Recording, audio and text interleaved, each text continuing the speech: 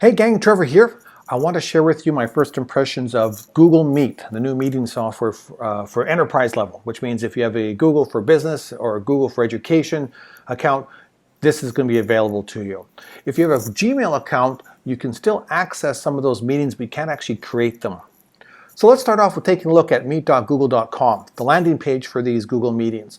Pretty much very similar to what we were used to seeing with Hangouts. You can see we can start a new meeting or we can enter an existing meeting code. This is the page for a Gmail account. So a personal account, you can only join a meeting code that's been set up for a meeting already done. So that's all you get that allows you to do that. In the bottom corner, you can see the settings, and when you click on it, this is what you get. Basically the sources that you want to choose from, as well as the network bandwidth allotment that you want to do. So let's get back to our meeting here. I can either start a new meeting or use a meeting code.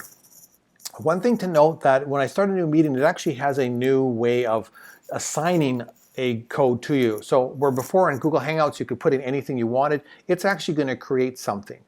Now, one of the things I like right now though is if you use a meeting code, the meeting code has 3 digits, a dash, some digits, and a dash. But if I put in one of my old links in there, so for example, I use Trev a lot as a Hangout link, it automatically recognizes that and takes me to my Hangout page that I would normally have go through for Hangouts. So the nice thing is we now have that single landing page. It recognizes either one of the different codes. I'm going to go start a new meeting here first. And as you can see here, we got a new window that shows up here. I've got the option of having the audio and video off. I'm going to turn off my audio because it'll create some echo a little later. I have these different options, and when I hit settings, it's the same options we had before.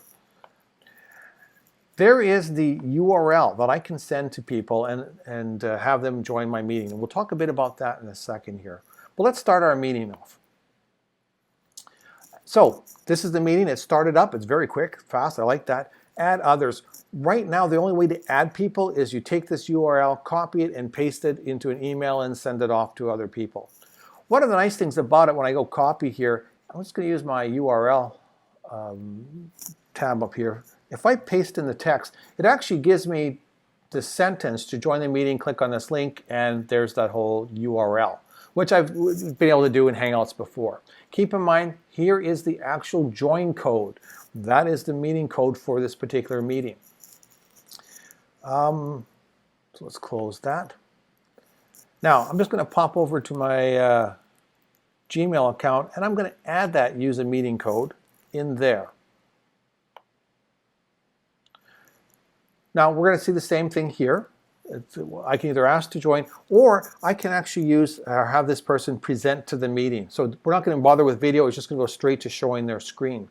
If you're doing any kind of screen sharing and troubleshooting for somebody else, a different user, this is awesome, because now you can just say, hey, here's a link. Click on this link. When you start it up, just click on present to meeting, and then I can automatically see their screen and I can go do troubleshooting right away. One thing to keep in mind about these links, the technology that Google is using right now is built into Google Chrome and Firefox. If the user is clicking on it and opens up in Explorer or Safari or any other browser, they will have to install a plugin. I always recommend to people when I send links off, I say copy this link and paste it into Google Chrome, because that way we know it's going to work. So I'm just going to ask to join meeting here. Because now I'm back in my main account, because the Jazz is outside of my domain, I actually have to grant Jazz permission to join this account. So I'm going to do that. And we see the information pop up in the top right here. Not a lot of settings, but I can go and mute Jazz, which is a good thing. And I'm going to switch back to this account here. This is Jazz, and I'm going to turn off Jazz's face. Okay. So this is my main meeting window. We can see the different profiles of the people showing up here. I'm not sure how 30 people are going to fit on this screen. Google says that these meetings can actually fill 30 people. So that'll be interesting to see how they do that. Bottom left-hand corner, there's the meeting details. It's the same copy link function that we've seen before. They've got a present tab off to the right here, which is really nice because it allows you now to say, do you want to present the entire screen or just an individual window? I always, when I'm sharing stuff, like to do the individual window, because that way whatever small window may show up on my desktop actually fills the whole screen. So being able to share that way is a really good. A lot of people don't realize that you can share the two different ways. They just see screen, click, and then the whole desktop gets shared. Other options here, there's our settings again, takes us back to what we had before. Full screen.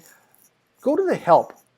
One of the nice things about the help is you can see all the things that they're going to be working on, how to invite people, how to dial in for a phone, all sorts of different topics available to us. Some of this right now, if you go to them, it doesn't say anything. So you can't flush it. They're still flushing out the help file. Remember, these are early days, so anything can happen.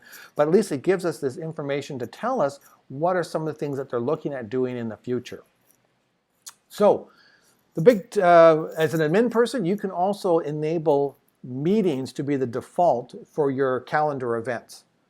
So instead of clicking on a calendar event and doing a video call, Hangout video call, you'll get the meetings. I recommend you don't do that for a couple of reasons. We're still in early days for meetings, so we're not got everything flushed out. Some of the things that we're missing right now, we're missing the ability for anyone else outside of the United States to have dial-in phone calls, which is one of the things that you can see in this meeting details. If I was living in the States and was subscribed to the service, I could have my users phone in and join this. Now, because I'm outside of the States, I won't be having that anytime soon. So that means the function where I used to be able to dial out and invite people in to join this meeting is missing. So we don't have that available here. So that's a really important thing for someone like me. The other important thing is there's no chat window.